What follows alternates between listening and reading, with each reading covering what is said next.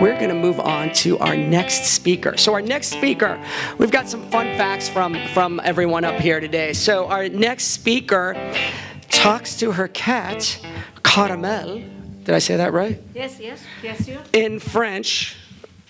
And apparently he understands and replies back with a meow.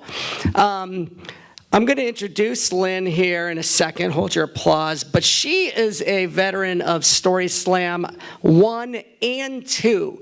And she is so good when she even feigned a little interest in joining us for Story Slam 3. Amy was like, yes. I go, are you sure? I've seen her a lot lately. We're like, yes, we need her on the stage. She is a storyteller extraordinaire. She also, during the day, she is an incredible recruiter of marketing all-stars. So we've actually known each other for 20 plus years in the marketing world.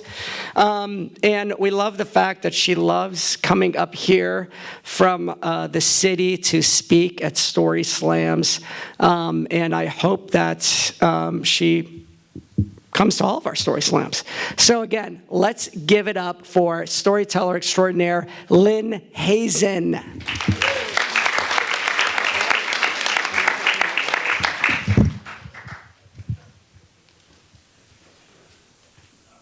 I'm short.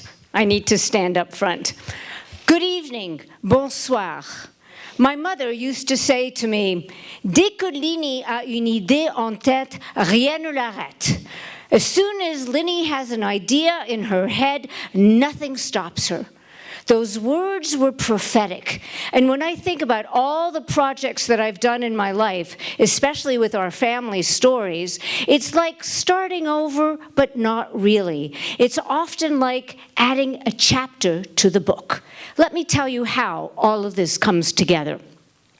Imagine, ladies and gentlemen, we are now going back to how languages had an impact on my life. My mother was born as a French citizen in Egypt. My father was also a French citizen, and he was born in Damascus. They went to Canada to seek freedom and to bring up a family in a true free country. My sister came first, Danielle. I was next, and then my brother Morris was third. We all grew up speaking French as our native tongue. Arabic was the secret language. My parents spoke in Arabic when they didn't want us to understand what they were saying. And of course, along the way, I learned words like Yarochi, Inshallah, Mabruk, Sahten. And then I knew that those words were really part of my DNA growing up, because those words were significant in Arabic and used to being describing like pinching my cheeks or related to good health. Now, all of this came together when, as a child and as an adult, I heard the song Ya Mustafa. Ya Mustafa was a family favorite. What made this song unique was that it was written and performed in both French and Arabic. And it was performed all over the world and translated into 6 languages. The guy who prepared it was from Lebanon and lived in Egypt. You see the connection? And any time our family would get together, we would play Ya Mustafa.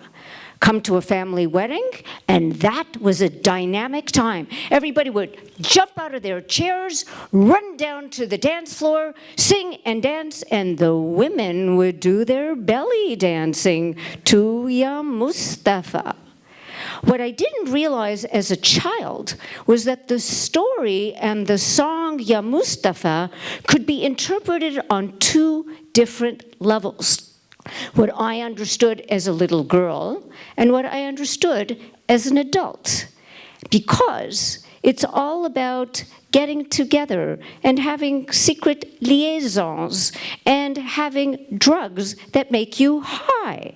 Now, when I was a little girl, I didn't understand any of this, but as an adult, when I started to do my research for this very Story Slam, I realized there was a hidden message. How does this all come together? In 1993, I invited the siblings of my late father to come to Montreal. They all lived in Montreal. I flew in from Chicago.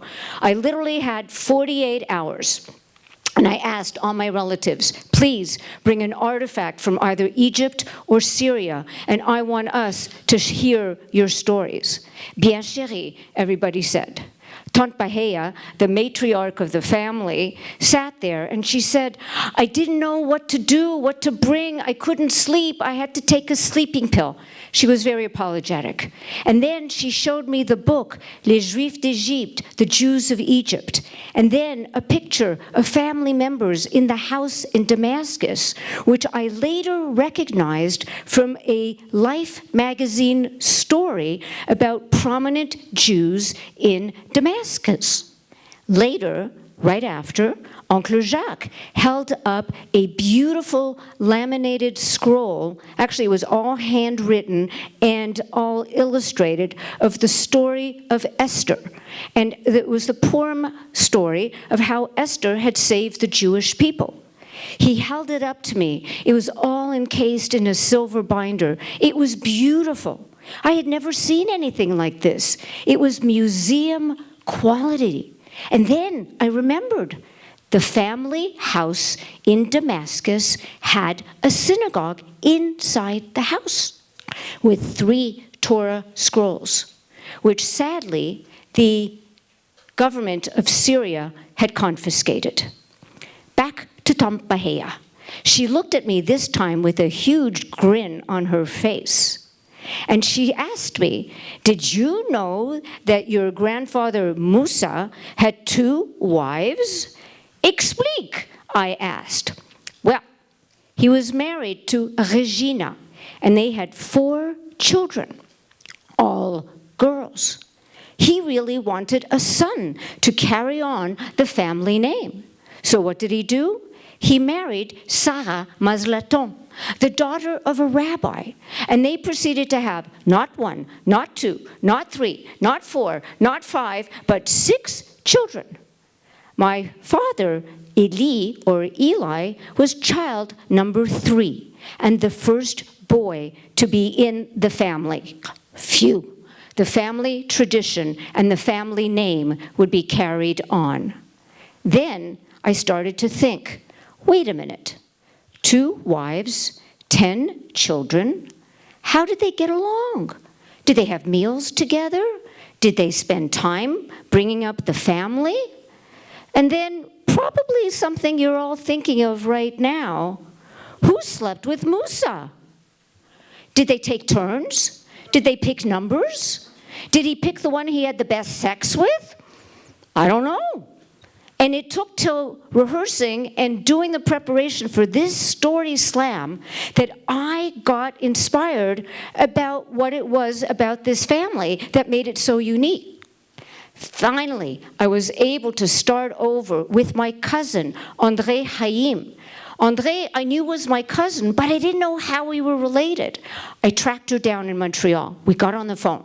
She said to me, do you know your grandfather had 2 wives? Another grandfather with another set of wives?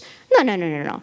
Then she told me that she was the granddaughter of Regina and Musa. Ah, now I understood. What did she do? She got mad. Regina got mad about this living situation, and she decided her daughters were old enough by then.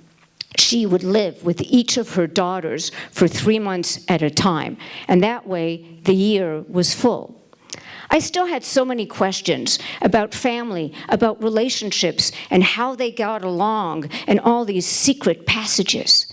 And then I started to think again about Ya Mustafa, because in the song Ya Mustafa, the man's name was Mustafa.